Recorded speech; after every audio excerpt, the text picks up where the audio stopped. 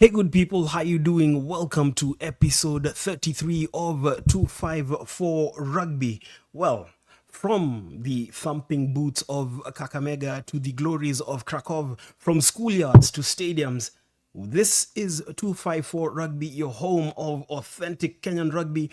I'm your host, Michael Kwambo, and today we are leading into history. Now, the Kenya Lionesses have done it. You're going to ask me what, and this is what I'm going to tell you. On Saturday, 12th of April 2025, the Kenya Lionesses were crowned champions of the World Rugby Sevens Challenger Series, the first Kenyan team, male or female, to win a global event under World Rugby.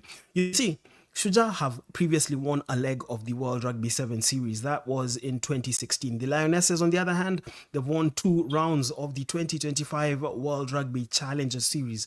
But winning an overall event, it has never happened in Kenyan sport and in Kenyan rugby.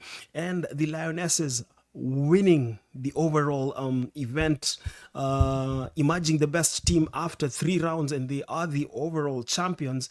And we just want to show you the standings to prove to prove that they actually finished top. And there we can see the Lionesses topping the standings on 56 points, two clear of South Africa, who are on 54, while Argentina and Colombia finishing off the top four. Now, the Lionesses, let's say this, they were relentless across 3 rounds of the World Rugby Challenger Series.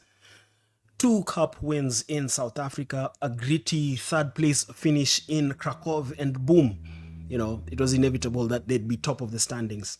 Now, they, alongside South Africa, Argentina, and Colombia, not only round off the top four, but they are headed to Los Angeles for the final playoff tournament, where they will face the bottom 4 teams from the Women's 7 Series for a slot in the 2026 Women's Sevens Series.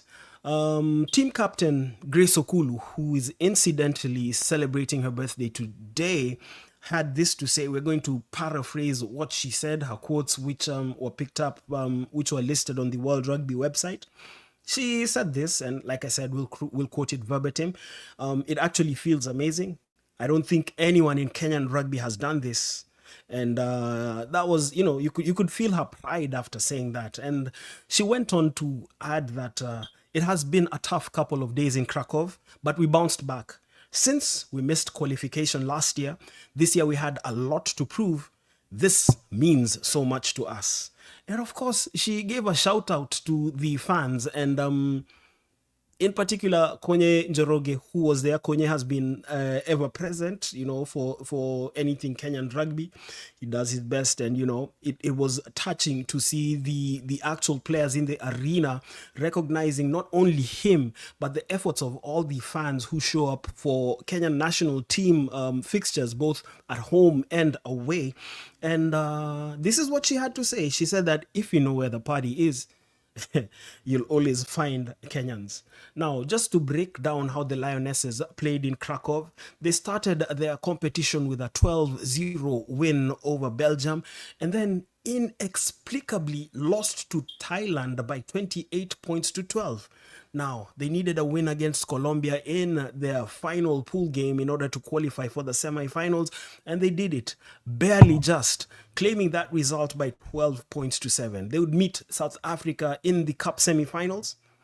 The South Africans, who have lost to the Kenyans on 2 occasions during this year's Challenger Series, finally getting their revenge and a place in the Cup final with a 22-10 win over the Lionesses. Now, when push came to shove, the Lionesses were up against Thailand. It was a crucial game. The Lionesses were not only aiming for third place, they were aiming to top the overall standings, and that they did by way of a 27-19 win, which saw them have that 2-point buffer over South Africa. And, what can we say from all of us here at 254 Rugby? It actually is a hearty congratulations to the Lionesses, to the coaching staff, to the playing unit, to everybody who works behind the scenes as well, and that extends to the guys in the KRU office. And it's a win not only for the Lionesses, it's a win for Kenyan rugby, it's a win for Kenyan women. And keep flying the flag high. And as you head out to LA, head out there and do your best. We're still not done with sevens rugby, because there's some information that still is important. In the men's Challenger Series, Portugal were crowned the champions. Now they, alongside Germany, Canada, and Samoa, will be in Los Angeles for the playoffs, where they battle against Kenya, Ireland, and Uruguay, as well as the USA from the men's 7 series for slots on the 2026 World Rugby 7 series. Well, what can we say about Los Angeles? Probably going to sum it up this way: big stage, high stakes, only a few tickets on offer, and I know that everybody has to win their games. So yeah, it's gonna be something.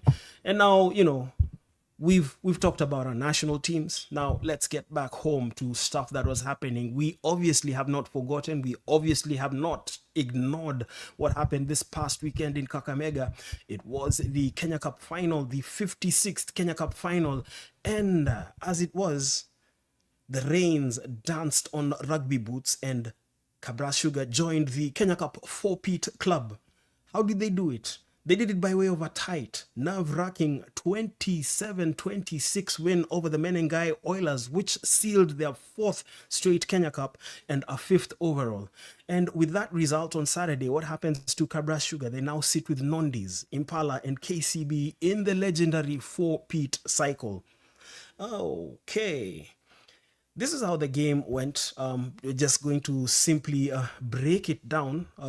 It was aired live on the Kenya Rugby YouTube channel, Kenya Rugby TV. 2 first half tries, another in the second. That was enough for the Sugarmen. The Oilers, well, they tried to push back, and they scored 2 tries after the break, but Kabras held on. I think that's simply what it was. Look, this game was being played in Kakamega with the mythical Kakamega Forest watching on. And there were some key highlights. The ever reliable Ntabeni Dukisa opening the scoring with a penalty. And then George Nyambua, the Kabras captain, playing in his 10th consecutive Kenya Cup final, powering through from a maul to land a try. And then also scoring on the day was Griffin Chao. Well, this winger has been unplayable for Kabras all season. He has scored a total of 17 tries, which is a league high. In fact, he closes the Kenya Cup as the top try scorer with those 17. There was also key support from players like Patrick Sabatia, Barry Robinson, and Walter Okoth, people who actually got the Millers moving. But this is to take nothing away from the Oilers. They fought hard, and they had some standout names for them in the form of Sam Ovwamu, who joined in the off-season from the Daystar Falcons. Abu Twalib Wesonga, an alumnus of the Upper Hill School in Nairobi, he dazzled as well. And of course, Mr. Reliable, the man with a big boot, an assured right boot, an alumnus of the Kakamega High School, Timothy Omela, who also closes out the season as the Kenya Cup top points scorer. And then we cannot forget Brian Tanga, whose game management towards the close ensured the victory for the Sugarmen, 27-26. What can we say? It was a solid result, I must say. And congratulations to Kabras Sugar. Now the question is, next year, can they match Nondies' record of going 4 seasons unbeaten in the Kenya Cup as they look for another title? It remains to be seen. But for now, let's not take anything away from Kabras Sugar's solid display. There's some people who said that the game was not what they wanted it to be. Let me tell you something about finals.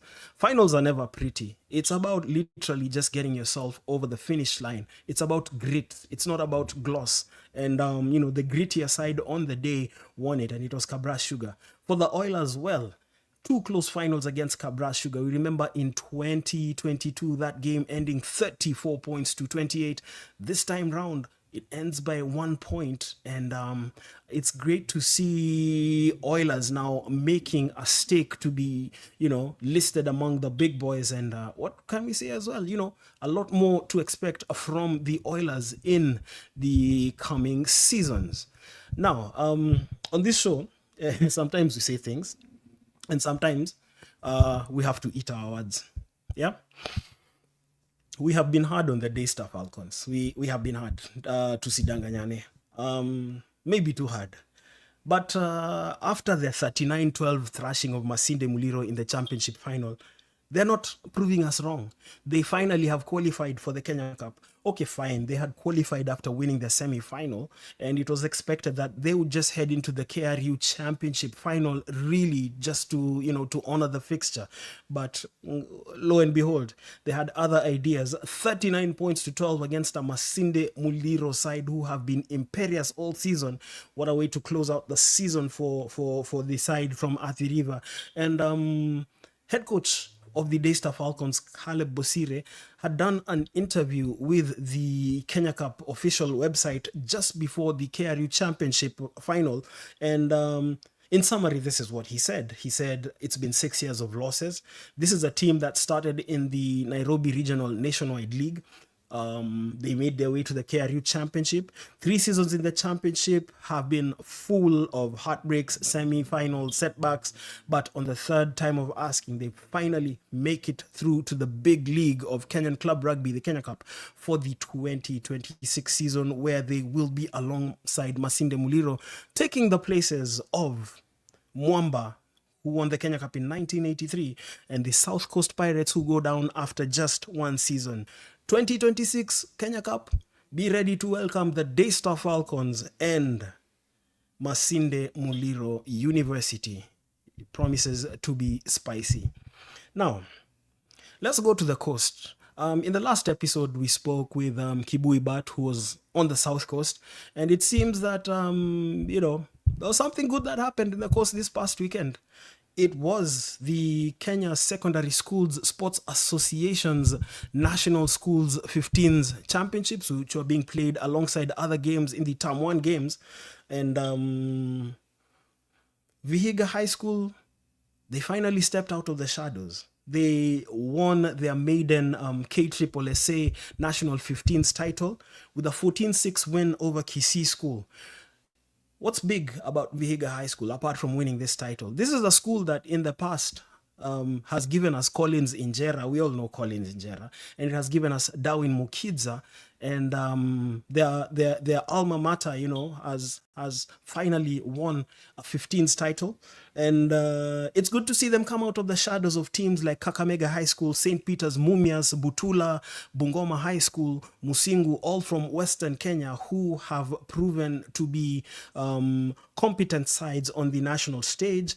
And from us here at 254 Rugby, it's congratulations to Vihiga High School, which also just happens to be my home county. But, away from that, just congratulations to Vihiga High School on the win.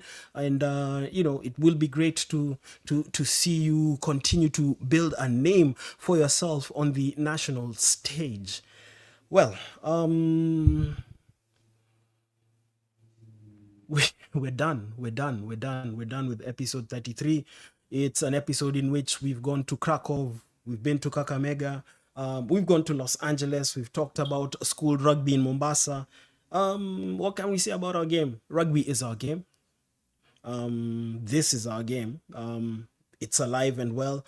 And until next time, stay grounded, stay passionate, and as always, keep it 254 Rugby. And if you can, like, subscribe, share, give your comments, give your feedbacks on how we can improve. And tell you what, catch you later when we are back with another episode of 254 Rugby. Thank you.